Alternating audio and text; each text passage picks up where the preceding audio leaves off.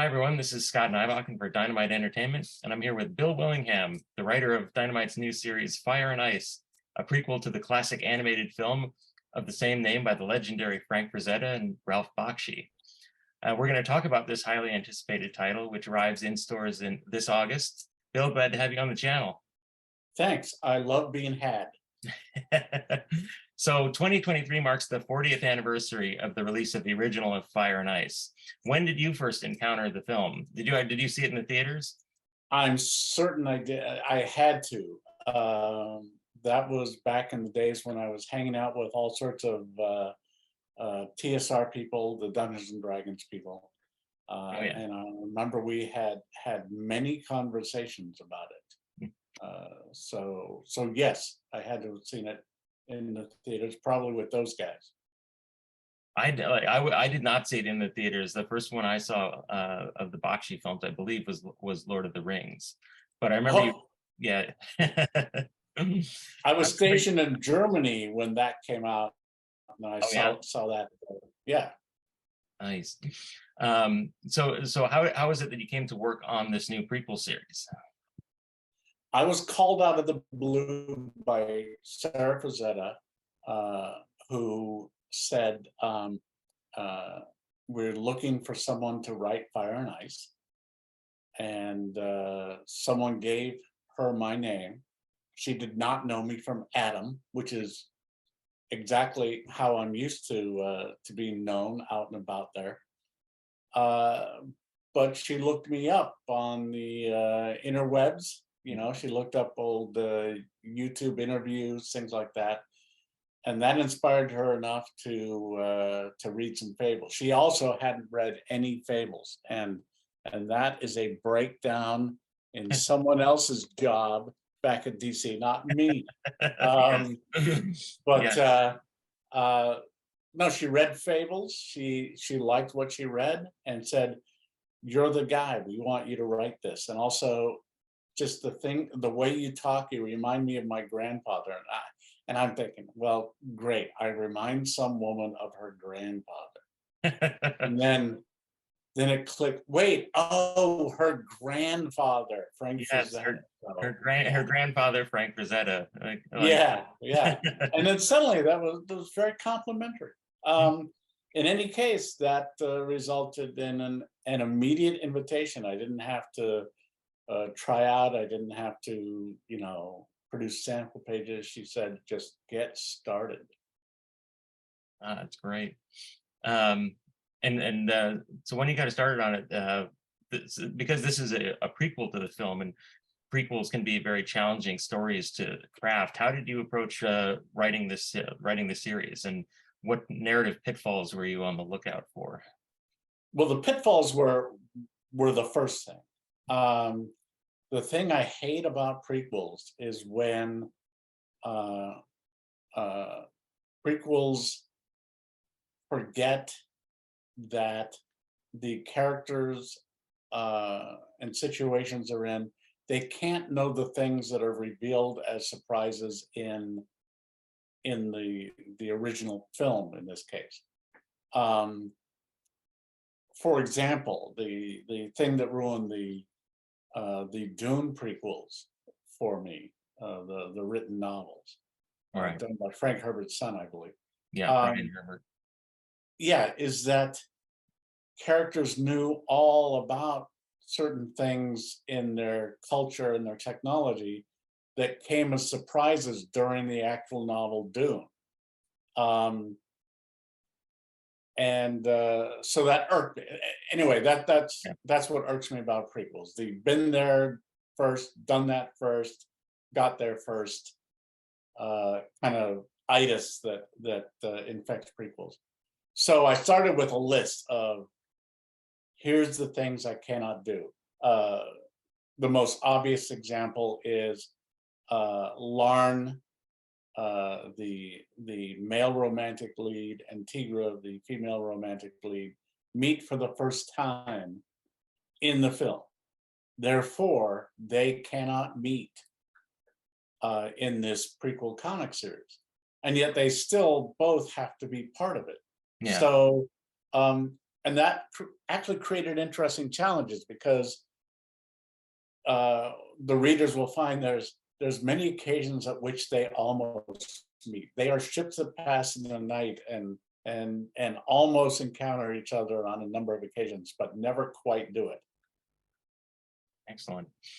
Yeah, and the movie didn't have a large like cast of characters, but the prequel, which of course doesn't have to worry about animation budgets or voice actor budgets, has room to grow.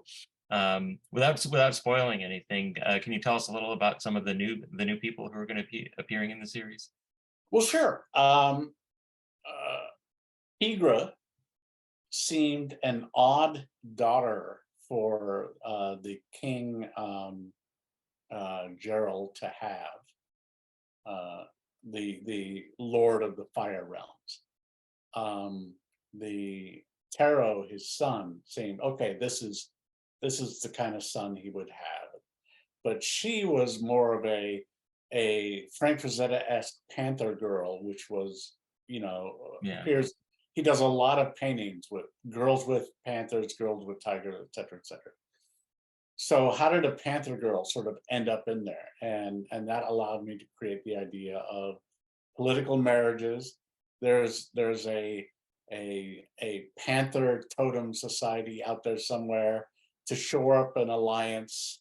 Young Gerald sent his ambassadors to arrange a wedding, etc.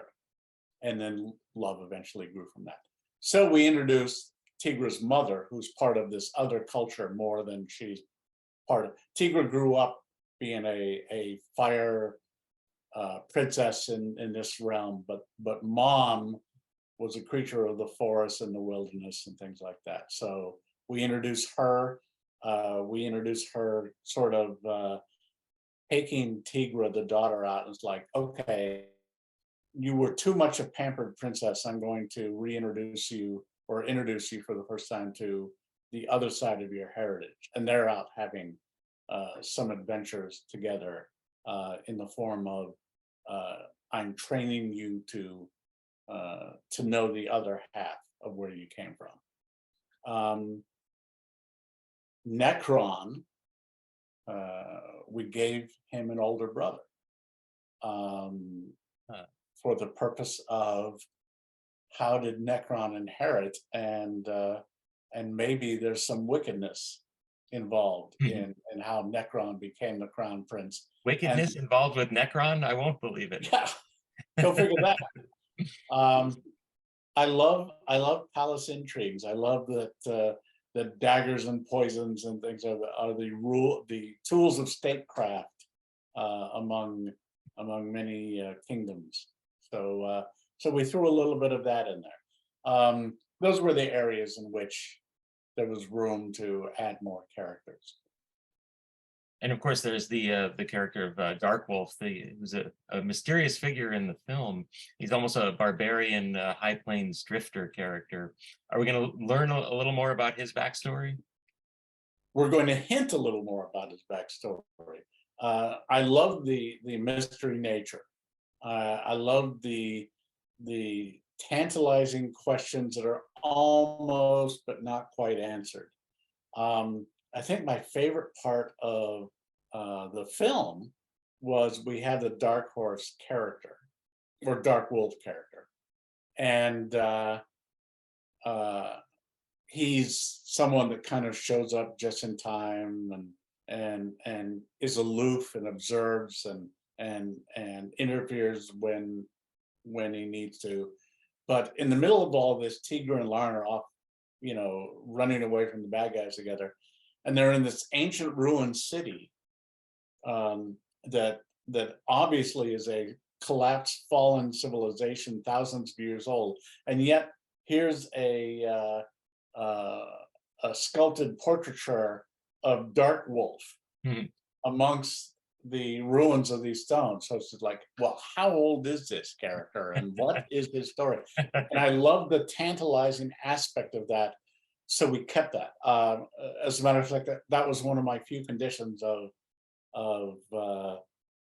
doing this, is like, I don't want to tell an origin story with him. I want him to be mysterious. Maybe not as mysterious as just the film. There's a few tantalizing hints, but yeah, there is no origin story for Dark Wolf, and that is a treat, in my opinion, not a fault of the story. And the artist on the series, Leonardo Manco, obviously has big shoes to fill in taking on a world imagined by Frank Frazetta. But in his first covers and his preliminary artwork, which we're going to show here, it's obvious that he's really knocking it out of the park. Can you tell us something about working with him and how the interior art is shaping up? Well, how good is he? I mean, so good. I did not envy him his job because, as Sarah Frazetta pointed out, Frank Frazetta did not consider himself a writer at all. So he had ideas on the kind of things that these characters, I mean, he was absolutely a storyteller. There's not a painting he did that doesn't tell just this fascinating story. Oh yeah, but not formally a writer. Yeah. So I had fewer mistakes I could make in the kind of absurd act of trying to live up to Frank Frazetta's vision. Poor Leonardo. I mean, he's an artist, Frank Frazetta's an artist. He's in the unfortunate position that anyone who wants to can only see well, that's not how Frank would have done it. So God bless him for being brave or foolhardy enough to step into that role. That said, I think he's just doing a wonderful job. You can see the Frank Frazetta influence there, and yet he's bringing his own vision to it as well. I just got to approve the lettering for the very first issue. So for the first time, I saw all of his first pages assembled into a book, and oh my goodness, it's hard to catch mistakes and stuff when you're too drawn into the story and just going, oh my, look at this art, look at this wonderful storytelling. Yeah. I'm really looking forward to seeing that. I think we're about to wrap it up. Was there anything else that you wanted to talk about on the book? Well, I hope people will buy this book. I started off loving the challenge. I ended up thinking, arrogant as it is, that we did a pretty good job of doing an exciting prequel story that leads into the film.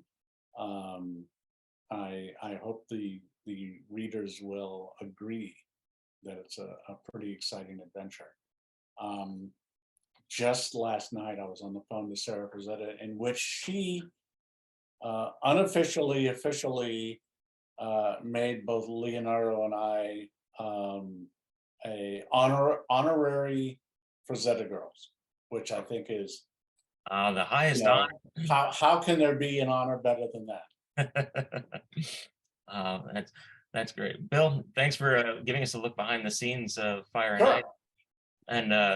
And for everyone, look for the first issue in comic stores this August. And don't forget to hit that like and subscribe button. And thanks for watching.